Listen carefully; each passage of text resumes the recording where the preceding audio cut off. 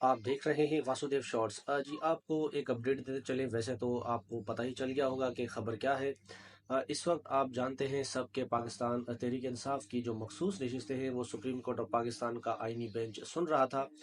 ये याद रखें कि इससे कबल जो है मखसूस नशिस्तें जो है सुप्रीम कोर्ट के 13 रुकनी बेंच में से 8 रुकनी जजेस ने फैसला दिया था कि तहरीक इंसाफ को ये सीटें मिलनी चाहिए। बाकी 13 जजों ने कहा था कि पाकिस्तान तहरीक इंसाफ मौजूद है, उसको बैन नहीं किया गया था, सिर्फ उनसे निशान लिया था। और उसके साथ ही उन्होंने कहा था कि जो काजी फायज साहब ने बल्ले वाला निशान लिया था, तो इस पर भी काजी फायज ईसा ने और दूसरे जजों ने वजाहत ये की कि पाकिस्तान तहरीक इंसाफ मौजूद थी फील्ड में, पार्टी बैन नहीं थी, सिर्फ सिंबल लिया गया था। तो उसकी तशरीह जो है वो गलत की गई इलेक्शन कमीशन की जानिब से। लेकिन अफसोस की बात है कि पाकिस्तान की जो अदालती तारीख है और वो सिया धब्बों से भरी पड़ी है। जो आइन शिकन है उनको तो कुछ ना कहा गया, लेकिन उसका जो खामियाजा है वो अवाम को और पाकिस्तान तहरीक इंसाफ को भुगतना पड़ा।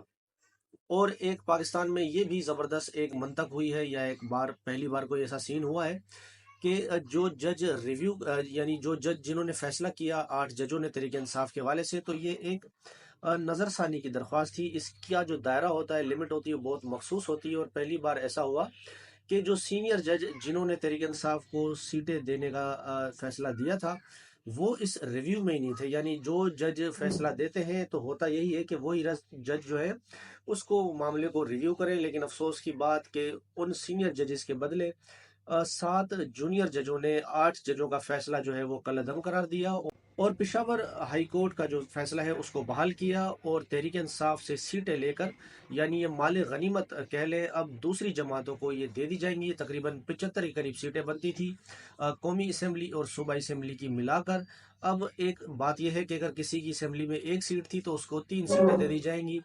तो पाकिस्तान की जो तारीख है अदालतों की वो भी अच्छी नहीं है। और फिर होता यही है कि बाद में फिर पछताना पड़ता है और कहते हैं कि उस वक्त जो फैसला हुआ था वो नज़रिया ज़रूरत थी और गलती से हो गया। लेकिन हकीकत यही है कि पाकिस्तान की अदालत ने जब जब जमहूरियत के ऊपर भी कोई शफून मारा गया है, तो अदालत भी उस मामले में जो है वो पेश पेश थी। और एक अफसोसनाक दिन, अफसोसनाक फैसला सुप्रीम कोर्ट के आईनी बेंच की जानिब से कि तहरीक इंसाफ की सीटें जो बनती थी वो जो है अब उन जमातों को दे दी जाएंगी जो असेंबली में तो मौजूद है, लेकिन उनकी इतनी सीटें भी नहीं है, तनासब से ज़्यादा। अब उनको सीटें दे दी जाएंगी। और पाकिस्तान की सियासत भी क्या कहने, माशाल्लाह से अब कोई सियासी जमात जो है उसके अंदर भी कोई इखलाकियात नहीं जागेगी कि कह दें कि भाई हमारी इन सीटों पर हक नहीं बनता और हम नहीं लेंगे।